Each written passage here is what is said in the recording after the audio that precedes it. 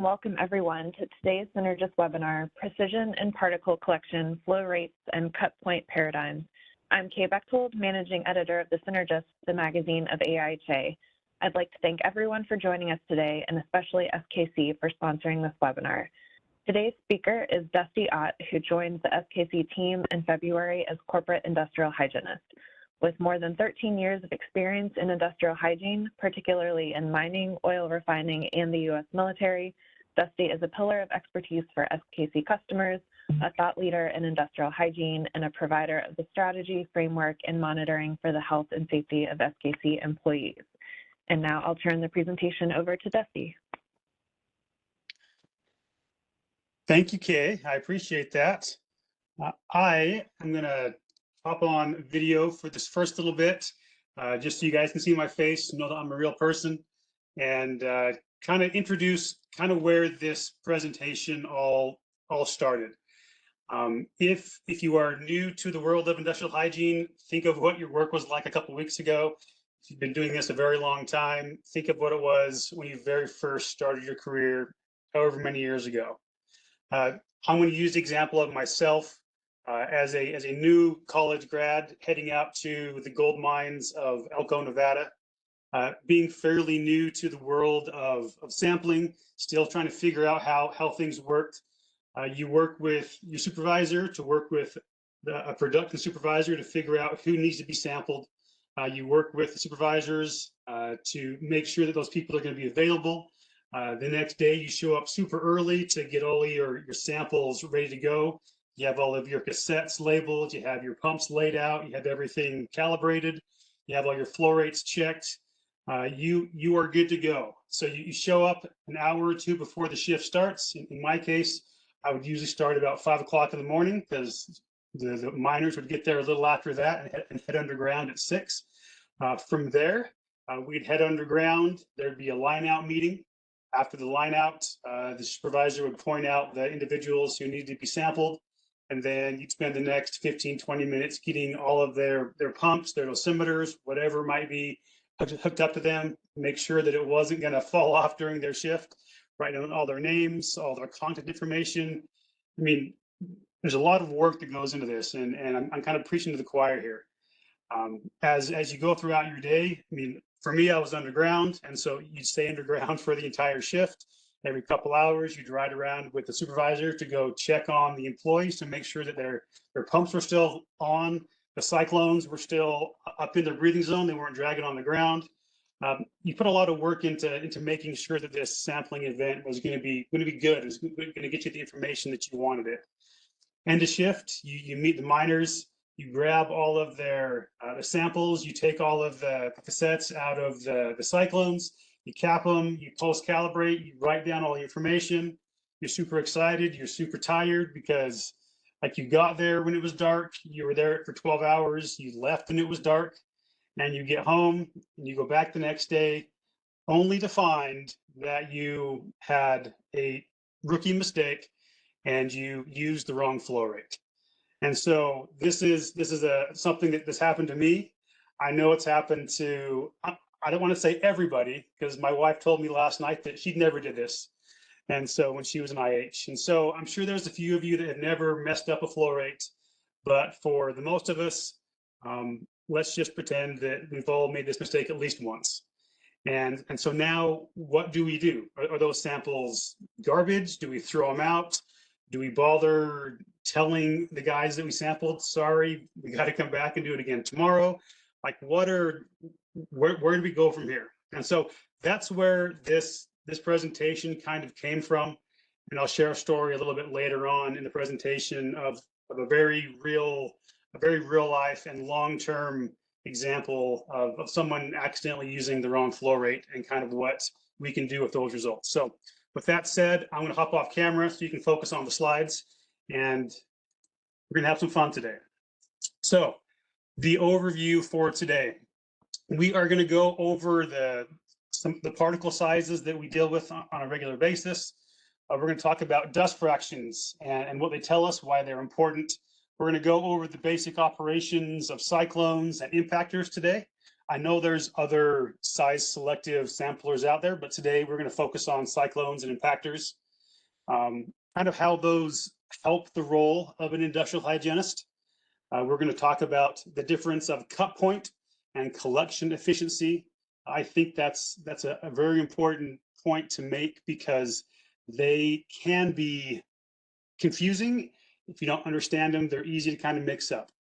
And then toward the end, we are going to go over what we can do with samples that were taken at the wrong flow rate. And at the end, we're definitely going to have some time for some questions. And so as we go through this, if you have questions, please drop them in the chat. Kay will be able to monitor those and we'll get to them as we go throughout the rest of our presentation. So this is a slide that most of us have probably seen before. You'll notice there's one slight difference. I added a little silica particle in the place of a respiratory droplet, just so we can kind of keep it real, because we're talking about silica and those small particles that can help us, that can hurt us deep into our lungs.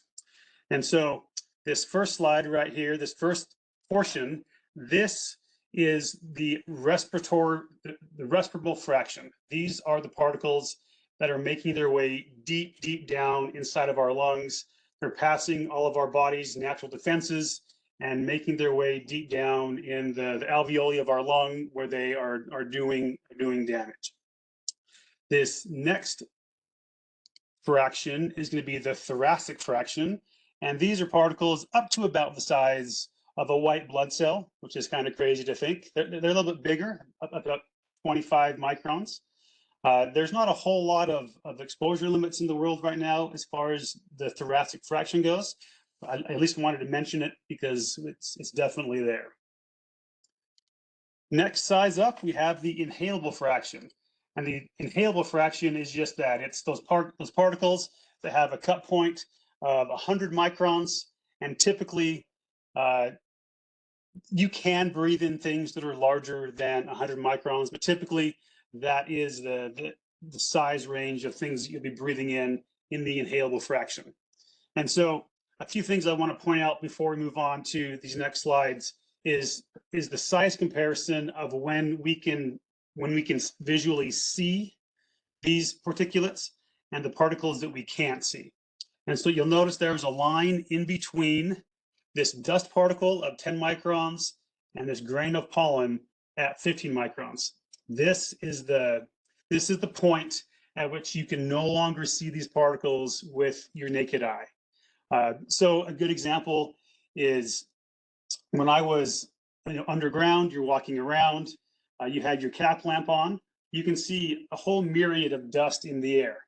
But the interesting part is the particles that will travel deep in your lungs to potentially hurt you, those are the ones that you can't see. And so, again, just wanted to point that out, that it's awesome to see just how small these particles are and how the particles that we're talking about are smaller than red blood cells and down around the size of a bacteria.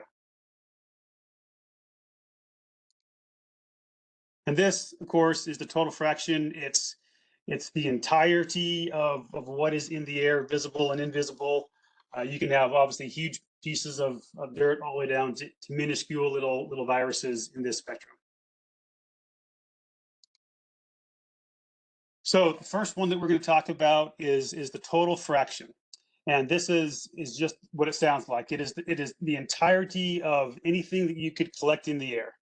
And typically, we're taking samples with a 37 millimeter cassette, typically at around plus or minus 2 liters a minute.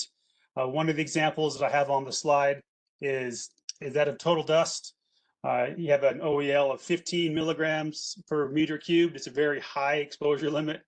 It's something that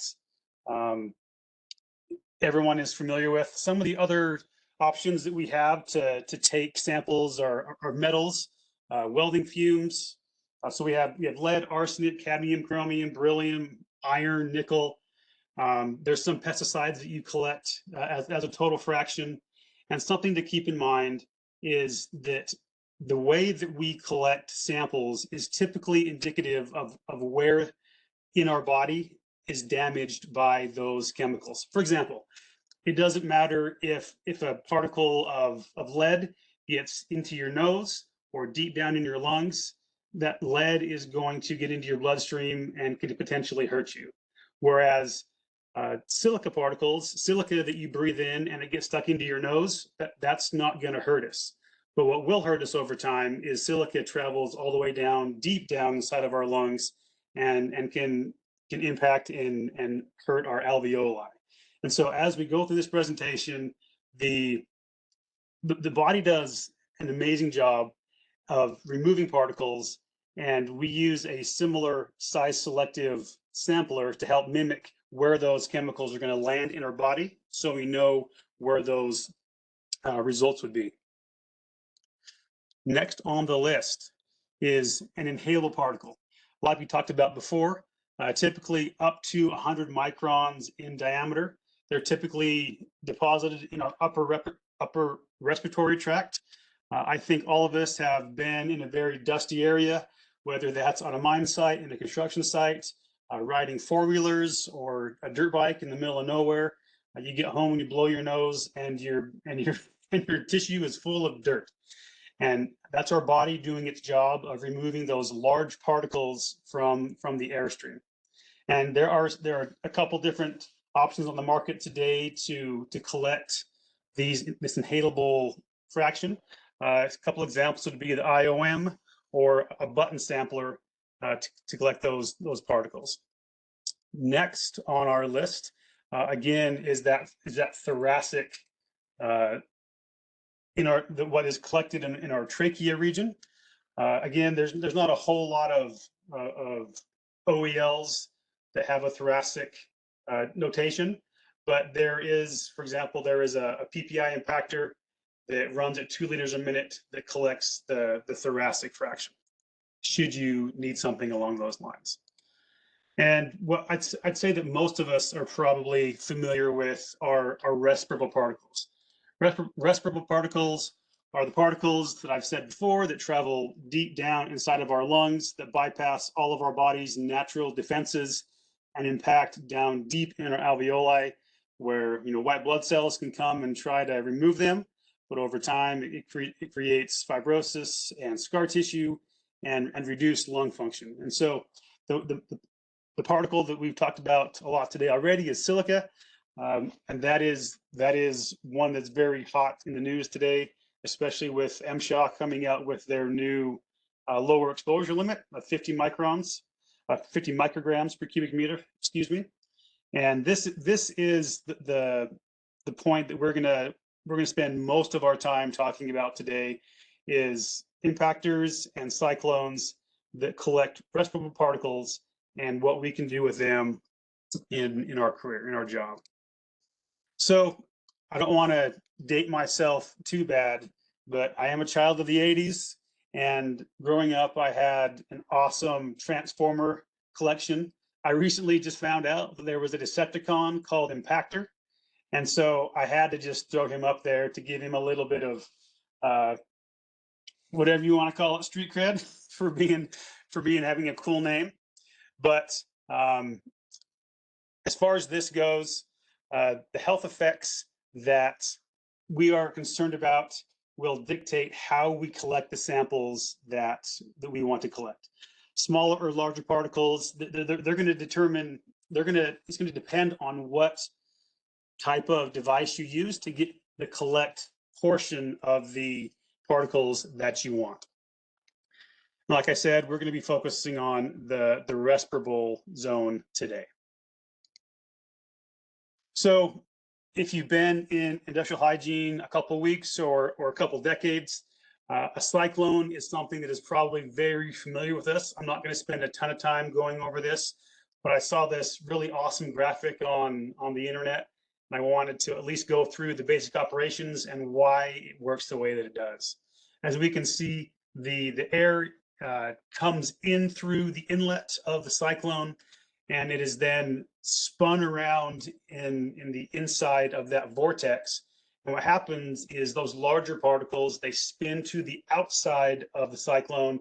They hit the material on the outside, they slow down, and over time they lose enough velocity where they drop out of that airstream. Now, for those of us that have used cyclones in our sampling, we know that all those particles fall out into what we call the grit pot, which is what would be located on the bottom of this cyclone.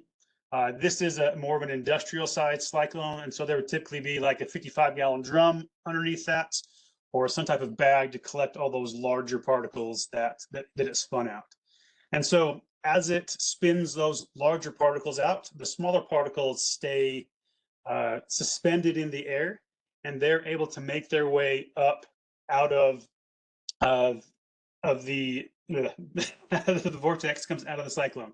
And in our case, when we are taking samples, that cyclone, on top of that, we have our filter cassette, and that's where we collect our size selective fraction. And in this case, it's going to be that have a 4 micron cut point because we're collecting respirable particles. So as we move on to a little bit more about some factors that influence the cyclone's collection efficiency. There's a lot. This was just a small little bit of all the different things that can affect the cyclone. The amount of particles in the air, the size of particles in the air, if there's wind, what direction it's oriented, heaven forbid if your cyclone gets turned upside down. There are so many things that will influence how well a cyclone is collecting that dust. This brings to mind that one time we got a sample back from the mine, and there was literally a chunk of dirt that was wedged in the actual intake. So something like that obviously is going to definitely change your collection efficiency as you go throughout the day. Again, that's why it's so important that cyclones need to be cleaned and maintained so well. Like when we got done sampling, we would take our cyclones, we disassemble them, and then put them in the sink to soak. And then we would use a pipe cleaner to clean out the inside to make sure there was no dust that had collected on the inside. Because if you think about it, if there's additional dust that's collecting on the inside of the cyclone, it's effectively narrowing the size of the walls, which will also impact your cut point and also impact your collection efficiency across that range. So if there's nothing else to take away from using cyclones, is just make sure they're clean before you use them. That way you know that the results that you're getting are going to be the best that they can. Okay, moving on to an impactor and how it's different than a cyclone. They are both removing different sized particles from an airstream, but they're doing it in different ways. A cyclone is using the air to spin those larger particles out, whereas an impactor is using impaction to remove the larger particles out of the airstream. As the air travels into that impactor, the smaller particles that have a lower mass are able to make their turn around the impaction plate and move on to that next stage. Whereas the larger particles, because they can't make that corner, they are going to stick right against that impaction plate. And in this example that we're seeing right here, this is a multi-stage impactor. And each time as you go down another stage, the level of particles that you were collecting gets smaller and smaller and smaller. And so there'll be an example that we see later on in the slides that just shows just how many different impaction plates you can have when you're talking about nanoparticles and very, very small particles. But one of the nice things about impactors is they are not necessarily direction dependent. Whereas it wouldn't matter if it was sitting just like it was, if it was sitting on its side, if it was upside down. As the air comes in, there's no spinning motion, there's no grit pot where there's gravity involved for particles to fall out of the grit pot onto the collection filter. And so the use of an impactor definitely has some key advantages over cyclones. One of those, probably the biggest one, is just it's not orientation dependent. So like I said, this SOTUS impactor right here, you can see there's 1, 2, 3, 4, 5, 6, 7, 8, there's 10 different impaction plates. And as you go through those impaction plates, a smaller fraction is collected on each of those plates. It's primarily used in research and guys that are much smarter than me at doing this kind of stuff. So over on the left side, we have some examples of some cyclones. Here we have the aluminum cyclone that has a flow rate of 2.5 liters a minute. On the very far left, it looks like either GS1 or GS3. These work in a very similar way as the graphic. The airstream along with the dirt comes in through that inlet. It is spun. The larger particles fall out into the grit pot, and the smaller particles travel up and are collected on our filter, which we send to the lab to get analyzed. Very similar to an impactor on this side is we have the dust and the airstream enters in the top inlet. What I want you to notice is as you follow that arrow down the impactor, there's not a direct line to the next set of holes. And so if your particle is too large, it's going to go straight and impact on those little oiled impactors. And those smaller particles are going to be able to make that corner and stay in the airstream and then continue and travel on down to be collected on the filter below. And so even though they are both doing the same thing as far as giving us a size selective sample, they're both going about it in different ways. And like I said before, the key takeaway from cyclones is to make sure and keep them as clean as you possibly can, so you don't have to worry about your collection efficiency being different than it should be. Okay, as far as how does this play into the world of industrial hygiene? Now, I think we all know this, but this allows us to collect the size of sample that we need based on the health effects of that particular chemical or particle. Now, as we go through this, the main takeaway is that these devices are there to help us protect workers. At the end of the day, we need to make a choice of what is going to make the most sense, whether it's a cyclone, whether it's an impactor, but we are trying to protect the health and safety of the people with which we work. Like if we look at this example, at this picture, for example, there's a lot of things going on here that are adding to the dust in the room. And by being able to use some type of size selective, we can tell just what this individual is going to be exposed to. And then from that result, we know what type of respiratory protection he needs to wear, what type of controls we can put into place. There's a lot of things that we can do with these size selective samplers. But ultimately, like I said, it's to help the health and safety of the worker. So this is a fun topic, one that I spent a decent amount of time on a number of months ago, trying to wrap my head around to make sure that I could explain it and understand it correctly. And so the collection efficiency it's a percentage. It is the percentage of airborne particles at a particular aerodynamic diameter that is captured for your analysis. So if we look at this curve, we can see that this is the respirable curve. And so this has a 4 micron cut point, meaning that at 4 microns, this sampler is collecting at a 50% efficiency rate.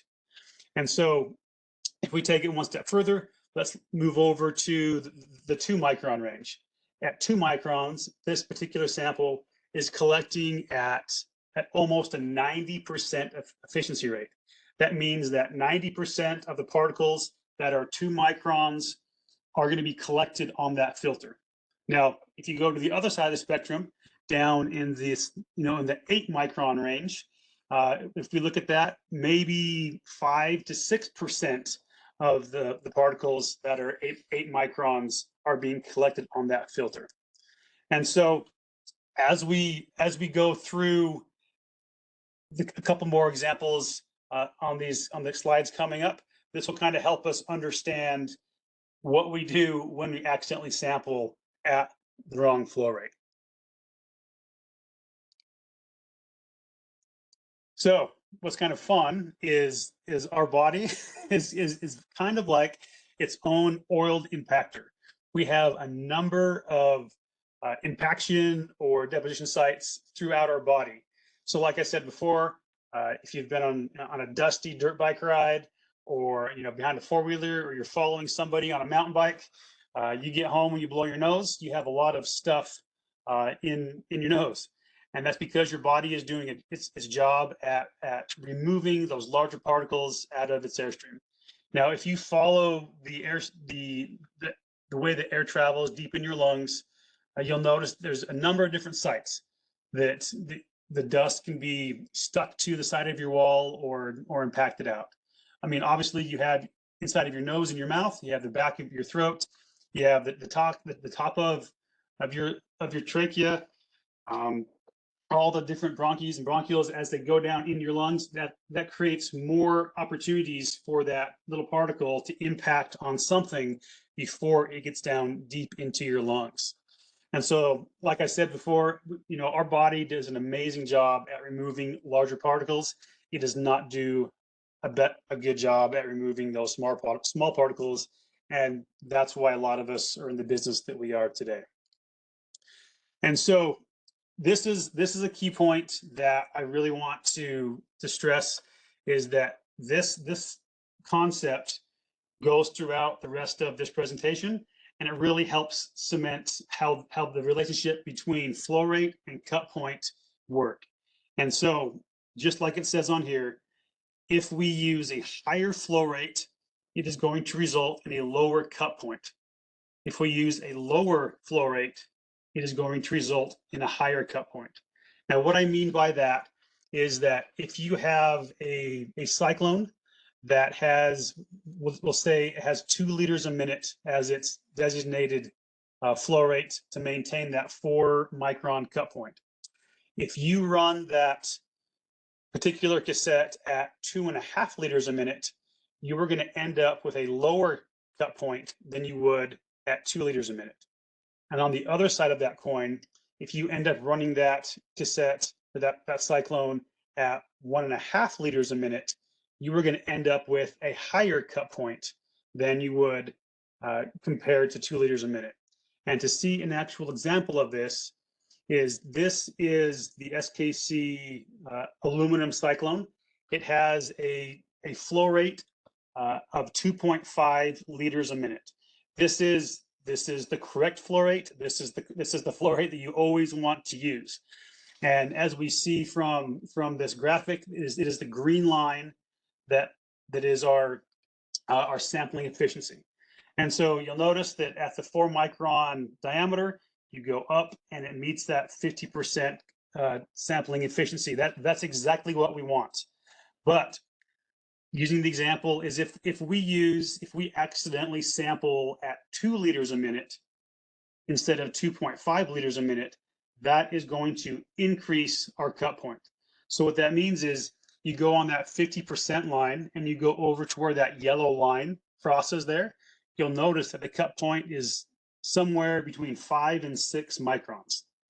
So another interesting point on that yellow line, if you follow that yellow line up to where it passes the 75% efficiency range, your particles are above 4 microns, which is well above what the respirable curve is for our 4 micron cut point, obviously. And so what's interesting is if we go the opposite direction, if we run that flow rate at say 4 liters a minute, say we really goof up and we run that cassette at 4 liters a minute, that is going to drop our flow rate. That's going to drop our cut point all the way down to somewhere in the neighborhood of 2.5 microns, which is extremely small. And so, and if you go up that red scale, you'll notice that really anything above 3.5 microns isn't even being collected on that cyclone, on that filter. And so this is where it's so important to, when you're using cyclones or impactors, when you're using size-selective samplers, that you have to make sure and use the correct flow rate. I think we all know that, but it's something that's just super critical to remember. So this is the example from a PPI. Same kind of a thing. On the lower scale is our flow rate, and the vertical scale is our cut point. And so, for example, using this particular PPI at 2.5 liters a minute instead of 2 liters a minute, we see that we're below that 4 micron cut point. And on the flip side, if you run that PPI at 1.5 liters a minute, you're bumping it up to somewhere around the neighborhood of 5 microns for your cut point. So again, these are values that we don't want to see, we don't want to experience, but these are what's happening if we do accidentally run our cyclones at the wrong flow rate. So I'm a very visual person, and this helps me understand what's going on. And so if you think of going up a nice canyon road, as far as me, I have a canyon right behind my house. I love to cruise up the canyon, and the faster you go, the more you get slung to one side of that road or the other. And the same thing happens with particles inside of a cyclone or an impactor. Is if we slow down the speed, or we really slow down the flow rate, larger particles like a big semi truck are able to make those corners with ease. And so what that means in a practical point is if we decrease the cut points, or if we decrease our let me start over. By decreasing our flow rate, we are increasing the size of the particles that can end up being collected on our filter. They're not going to be going fast enough to be spun out of the cyclone or impacted on the impaction plate and removed from the media. And on the flip side of that, if you increase the speed of the vehicle, or you increase the flow rate of the pump, those larger particles are not going to be able to make that corner, and they're going to be spun out. And so just like a nice small race car has no problem going fast or slow, the smaller particles are making their way onto your filter, whereas the larger particles, if you're increasing that flow rate, you're removing more of the heavier particles that add up to your gravimetric analysis on your filter. And so again, bringing it back, why are we talking about this? All of the regulatory health limits, for the most part, when we're talking about respiratory or respirable particles, they're all at that 4 micron cut points. And so as we sample higher or lower than the designed cut point, we run a risk of having data that's not going to be usable. And so I wanted to include this picture because this is a real world experience of something that happened. There was a gentleman that was doing some research down in South America, seeing what the effects of burning sugarcane were on a local population. He started using a flow rate of 2 liters a minute on his size-selective sampler, and found that particular one wasn't working as good as it could have. And so he decided to change samplers, and ended up using the aluminum cyclone that we talked about earlier, which has a 2.5 liter a minute flow rate requirement. And so what happened is for the next year, this guy took samples at 2 liters a minute instead of 2.5 liters a minute. So he's ending his year's worth sampling campaign, and I can't even imagine like what that would have felt like, but realizing that, oh my goodness, like for the last year, I've taken all these samples at the wrong flow rate. Like what can I do? This data has to be able to tell me something, but what does it tell me? And something to keep in mind is there's not just a simple correction factor that you can apply to results that are taken at the wrong flow rate, because you're either including or excluding larger or smaller particles, and you can't just correct for that. And so this is where this initial question really started to begin for me, and thinking about it. And so again, to go over sampling at the wrong flow rate, increasing our flow rate will end us up with a decreased sample mass, which is going to be underreporting. If you decrease the flow rate, you're going to increase the sample mass because you're going to allow those larger particles that would have otherwise been spun out of the airstream to be collected on your filter. And so this is where we're at. And so I guess the question to you, I mean, you don't have to answer out loud, but if you sample at the wrong flow rate, can you still use your data? Like yes, no, maybe. I know that for a long time, early on in my career, that time that I told you about at the very beginning of this, we ended up throwing all those samples away because I just assumed that, you know what, like we can't use them. There's no correction factor. I messed up. Let's start again and start tomorrow. So, but the answer is maybe. So this is a little bit of an exaggerated view of what would end up on your filter, but just for visual sake, using a higher flow rate, you're going to spin off a lot more of the larger particles, and so you're going to end up with a lot finer, smaller particles that are on your sampling filter. Whereas on the flip side, if you use a flow rate that's too low, you're going to allow a lot more of the larger particles that would have otherwise been spun out to be actually collected on your filter. And what that's doing is it's giving you an additional mass on your filter, and it's giving you results that would be higher than they would have been had you sampled at the correct flow rate. So as far as the viability of samples go, this is where it gets fun.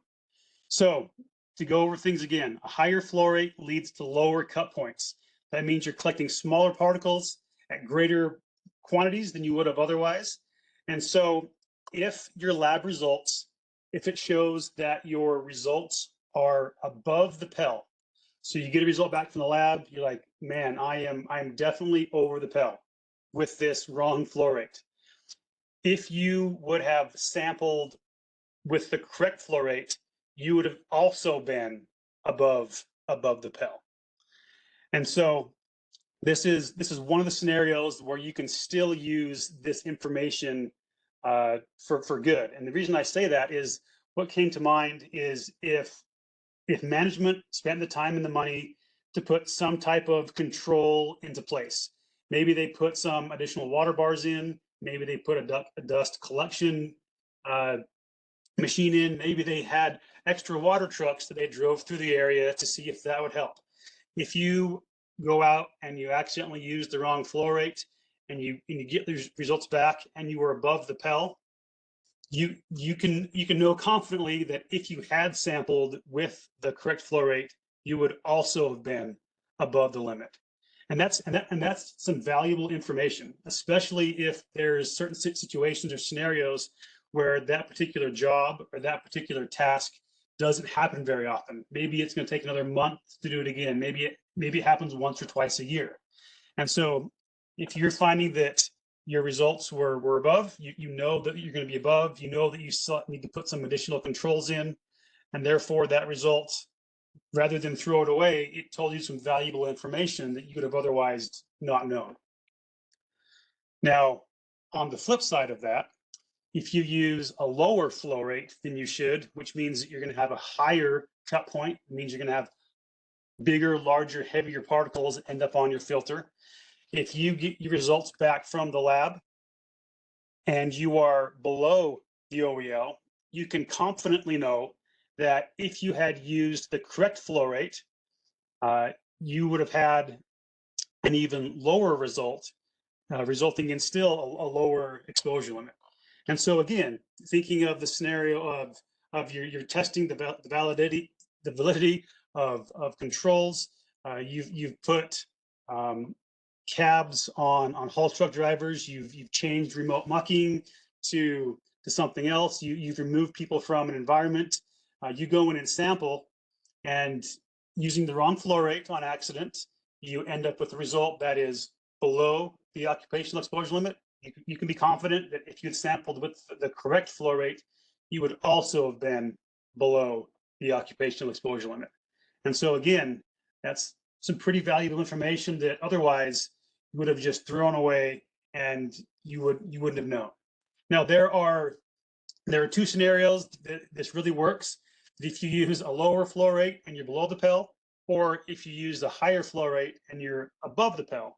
If you end up with results that are, you use for this example, you use a lower flow rate and you're above the PEL, like that's information that you can't really use because there's different particles that are on there that shouldn't have been on there. And same thing with using the higher flow rate. The best way to be able to use that is knowing that if you use a higher flow rate on accident and you're still above the PEL, then you know that you still have work to do. And so obviously we all want to shoot for using the correct flow rate.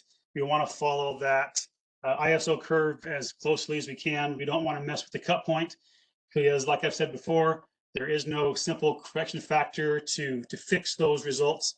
And I've heard it many times throughout my career is if you take a sample at the wrong flow rate, it's worthless, just throw it away and start over. What I'm putting forth to you guys today is there is a chance that the results that you get could still tell a story. It could still be used to tell more about the controls you're using. It could show if the controls are working, if they're not. Obviously, it's going to present a nice learning opportunity to not do it again, but it happens to the best of us. So to kind of sum things up, is kind of like I said before, is it's not ideal, but if you do accidentally, or somebody that works for you accidentally does sample at the wrong flow rate, there is a chance that the information that the sample will give you is still valuable information that you can still use to make decisions, that you can still use to make a plan moving forward. And it's something that obviously that we're going to learn from. So I think it's important to remember that we're all human. We all make mistakes. Hopefully it's only one time and never again, but it's something that we can learn from. We can use it as a teaching opportunity, and we can move on and do better next time. So that is what I have got for you all today, and thank you for your participation or your listening. And if there's any questions, please let's chat. Okay, great. Thank you, Dusty. It looks like we have about 17 minutes for questions. Just a reminder, if you'd like to ask a question, please type it into the chat window on the right side of your screen and send it to everyone.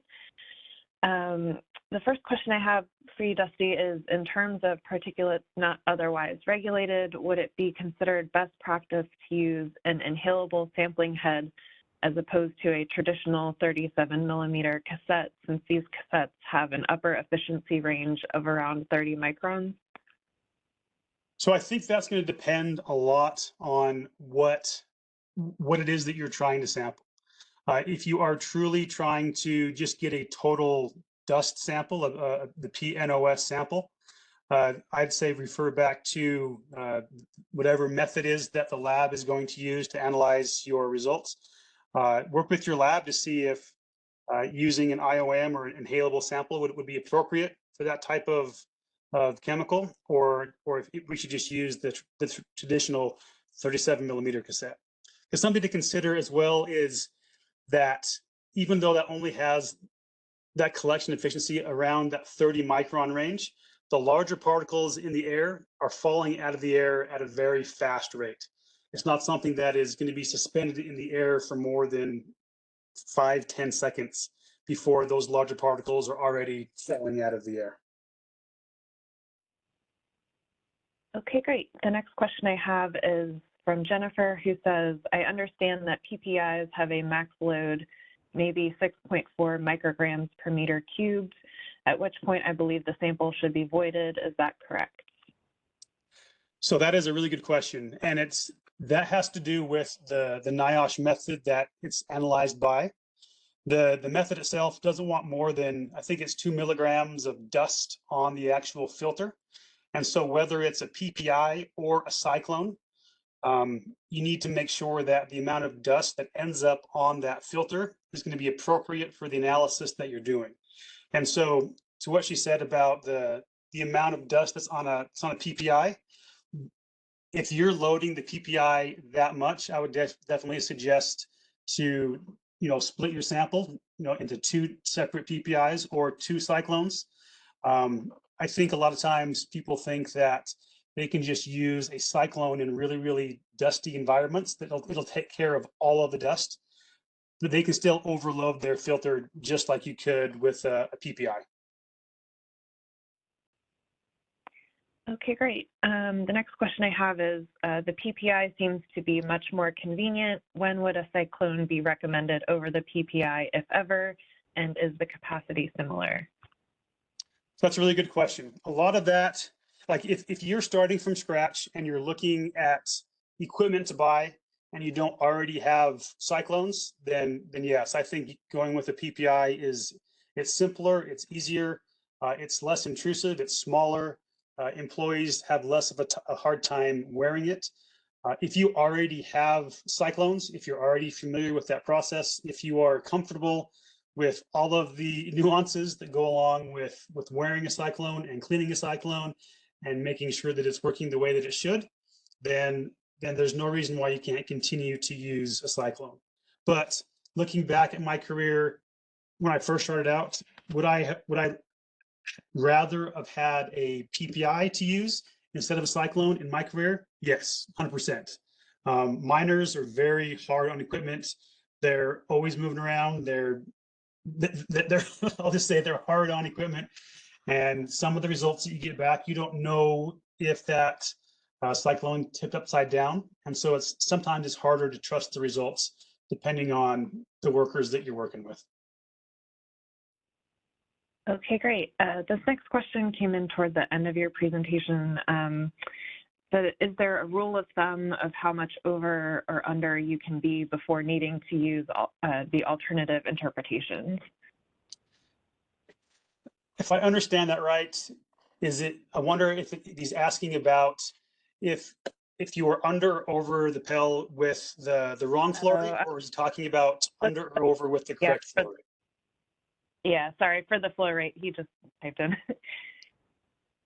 Okay, so there's not really a rule of thumb, and at this point, the result is more of I'm going to call it a semi-quantitative, qualitative measurement that you know that the result is not what it would have been had you used the correct flow rate.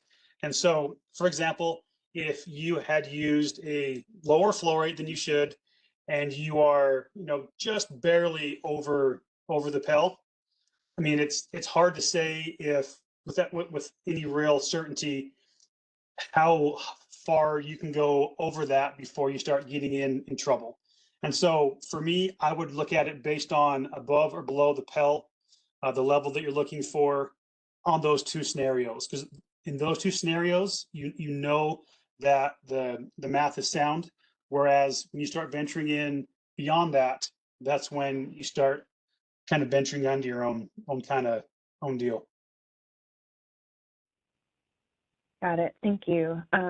We had a little bit of discussion in the chat while you were on the slide discussing flow rate affecting the PPI. I guess some questions about, are we assuming particles with uniform density? What is the particle density assumed when developing these curves and flow rates? For example, lead is more dense than polyethylene powder. And I would say that is true. Those are amazing, awesome questions. But I would definitely refer to our aerosol physicist to be able to answer those. I am not sure on answering those questions. Yep, sounds good. Next question is, have you had experience in using the IOM sampler with the foam insert that measures the inhalable and respirable fractions simultaneously? I personally have not used that setup. I know that when used correctly, it follows the ISO 7708 curve, just like the other size selective samplers. As far as ease of use and analysis and that kind of stuff, I'm not sure. I personally have not used it in my career. Okay, next question is, can you discuss the cut point of a standard total dust sampler at 2 to 4 LPM?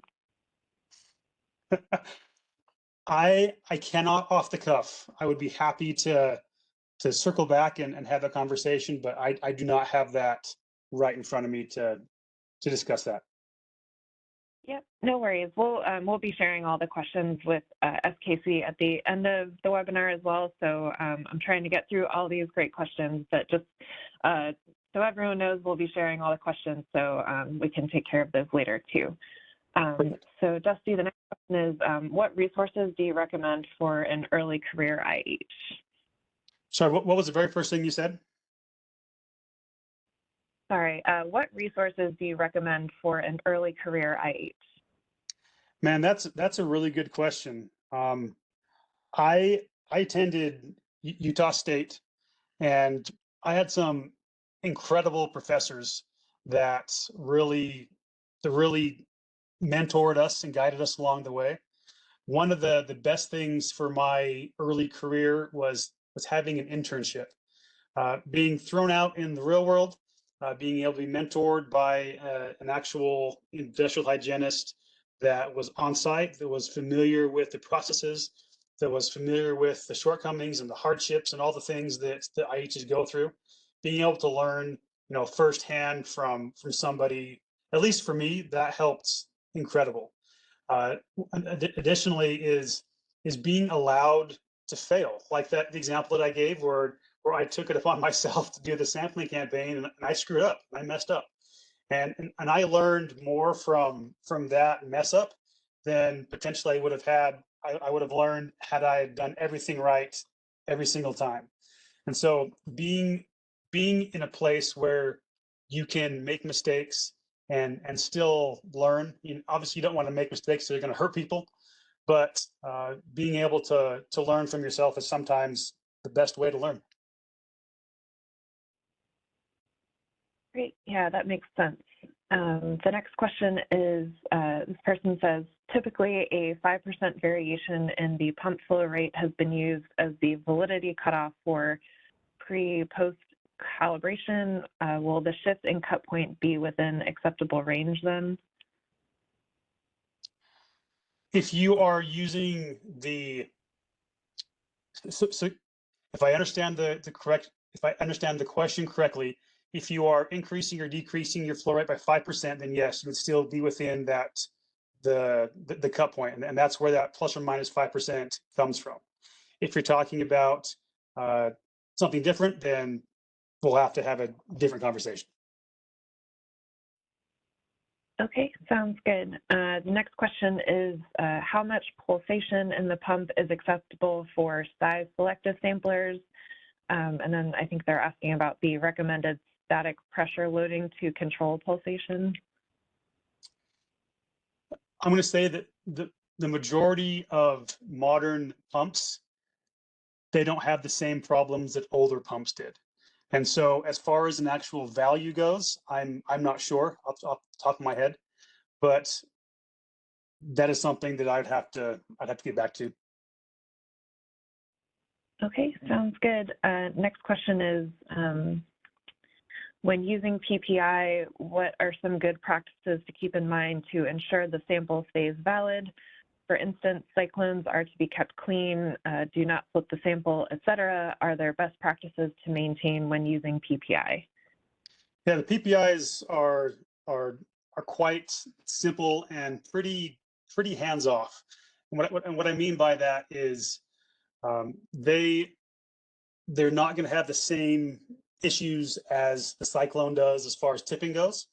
And so when I mount or when I place a PPI in somebody's breathing zone, the biggest thing that I'm looking at is to make sure that maybe a coat, a vest, a safety vest, whatever it might be, is not going to come and cover that PPI. It has a nice smooth surface, and it has a tendency that if you were to put your coat on, it would slide over that pretty simply. The next thing that I'm looking at is to make sure that that hose is contained in a way that's not going to be flopping around, that's not going to pull your PPI out of your breathing zone. And so typically what I do, especially if there's somebody that has a button-up shirt, is to run the hose, the majority of the hose inside of their button-up shirt, and just have the minimal amount of hose sticking out and the PPI mounted in a place that's not going to get covered up by a coat or a vest or something like that. Okay, great. Next question is, what if lower flow rate is used and the result is above the OEL? What would be the interpretation and use of that result? Again, so kind of like the earlier question, once we get into that realm, we start getting into the unknown. We don't know, I don't know for sure what that's going to look like. There's a lot of factors involved that they're not going to play nice with what we're trying to do. So that's one of those scenarios that if you use the wrong flow rate and you have it analyzed and you are above the PEL, that is one of those samples that you would have to avoid, that you wouldn't know what the true exposure would have been. Got it. Thank you. Next question I have is there a large risk of inverting your SKC cyclone after a sampling event? For example, how can it affect your results? This person says, we all try our best to keep it upright, but we'll always have a worker try to help by removing their cyclone or media from their person and invert it as they hand it to you. Oh man, I'm just laughing because like I totally get that. Like you spent all day with that person, you've watched them, you've made sure that they've kept it on right, and at the last minute they are being helpful and they take it off and just hand it to you by the hose, and everything is upside down. And so whether it's the SKC cyclone or anyone else's cyclone, it's yes, they're definitely prone to tipping. Some of the things I've done is ran like a piece of tape or something over the bottom of the grip pot to keep it in place, putting it in some type of in a vest where they have a lot of different pencil holders or marker holders on that top, their top pocket. You can slide the bottom of that cyclone into the top of that the hole, as long as you're making sure that your inlet is not going too low to get covered up by that material. Typically the cyclones I used were either the Door Oliver or the GS1s that were quite long, and so being able to sink the first inch and a half of the cyclone into that upper pocket just helped it when, if you were going to bend over, it wouldn't just be flopping and doing its own thing. Great, thank you. We're starting to run short on time, so I'm not sure how quick a question this is, but it is, what is the correct way to fully clean an SKC aluminum 2.5 LPM cyclone, and is there any way to verify collection efficiency on cyclones? So all of the cyclones are all built to a certain spec. And so if you properly clean them, I think you can safely assume that they are going to collect in the way that they were designed to collect. Where I could see that not happening is in this example, if it's not clean, if it sucked something sticky or whatever else on the inside that changed the internal structure of that cyclone. But for me, the way that I would clean cyclones is I would take the filter cassette off, obviously, and then send it off to the lab. But I would take the cyclone, I would take it apart, I would soak it in the sink, I would take it out and use a pipe cleaner to clean the inside of the surfaces to make sure that there was no dust building up or larger particles that were stuck somewhere inside of that cyclone. And then I would rinse it and I would set it out to dry. And that's what I would do. But I would refer to the user instructions if there's any question. Great, thank you, Dusty. Unfortunately, that's all the time we have for today.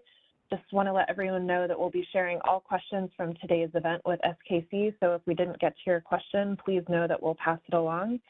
I wanted to thank Dusty Ott for his presentation, SKC for sponsoring today's webinar, and all of our participants. Please join us on September 5th for our next webinar on the new MSHA silica standard, And on September 11th, please join us for another webinar on ergonomics.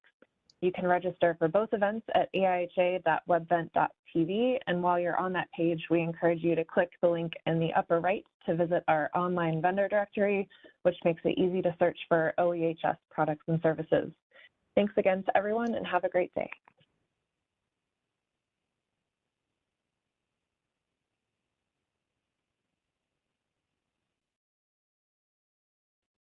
All right, thank you everyone. This was actually great. This actually concludes today's webinar. Thank you all for attending. The recording will be available at aiha.webvent.tv. We will send all registrants an email tomorrow with that link. And please visit our event calendar to sign up for future webcasts.